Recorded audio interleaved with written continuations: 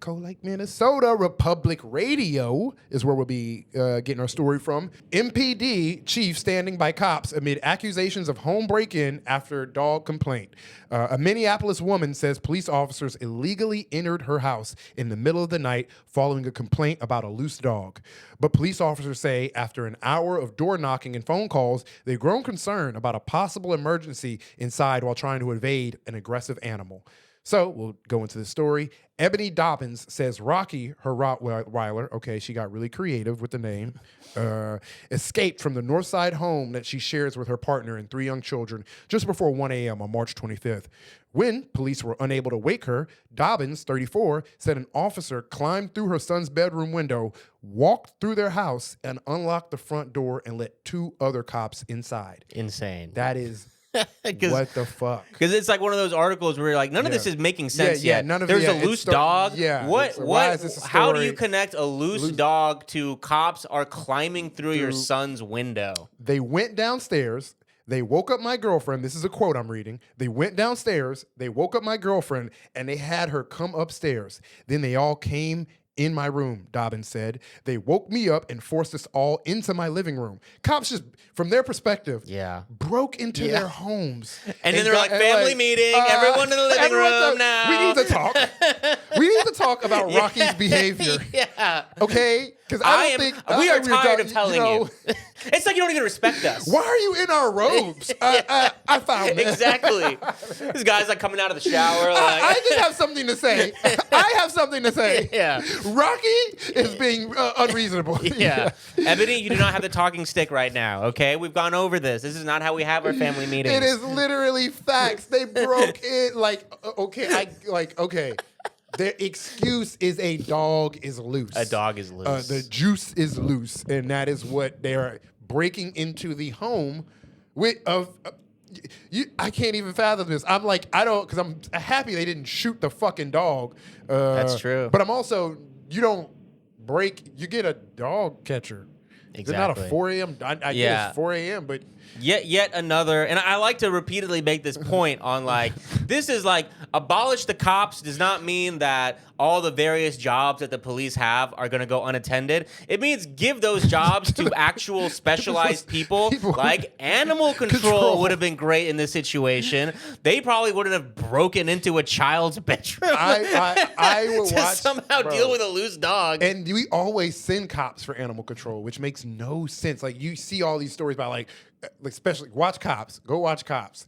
This and the show. Because you will see multiple segments where they're fucking with animals, especially in Houston. Houston, they'd be like, I got a call about an unruly horse. Or like they'll be like, this horse isn't being taken care of. Like it'll be a lot of calls like that. Click, clack. Yeah. So I'm just going to put it down myself. Sorry, Seabiscuit. See you on the other side. And they just fucking. But so this is an example of like these people aren't.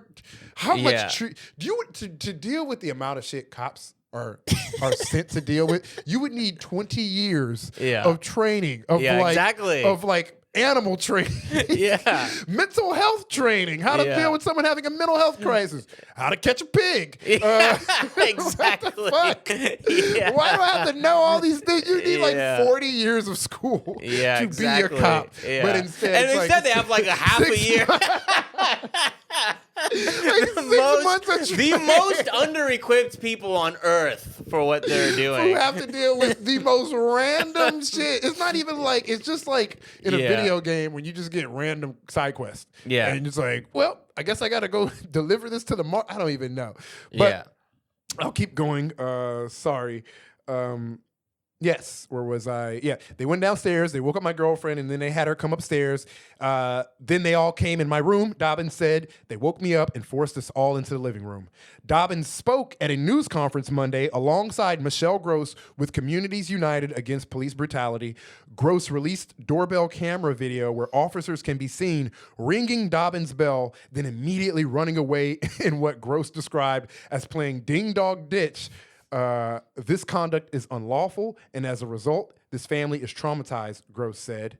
But in a police report that Gross released with the video, Officer Brian Peebles writes that he and his colleagues were concerned that there was an emergency in the home because most of the lights were on. Oh my God. Dobbins' vehicle was in the driveway and no one responded to the repeated loud knocking.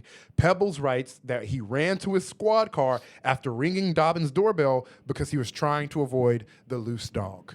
Just a bunch of horse shit from a bunch of crew of idiots. I love the difference. What happened was the juxtaposition of the different stories. They said they're playing Ding Dong Ditch. I checked the ring camera. These motherfuckers playing Ding Dong Ditch. And the cop is like, actually, I was terrified and running from the dog. Yeah. It was pretty. We had no choice but to break into a child's bedroom. I also want to touch on like.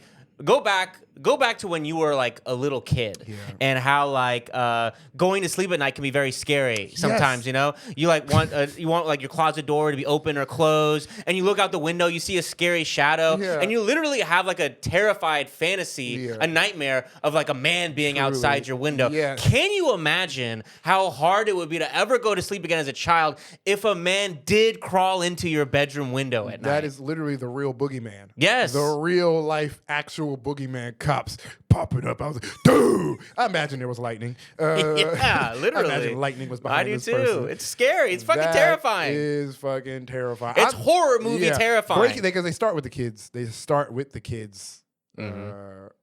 Fucking window, which is just, and then just start commanding shit once they're in the house. Everyone in the living room. Like, everyone in the living room knows.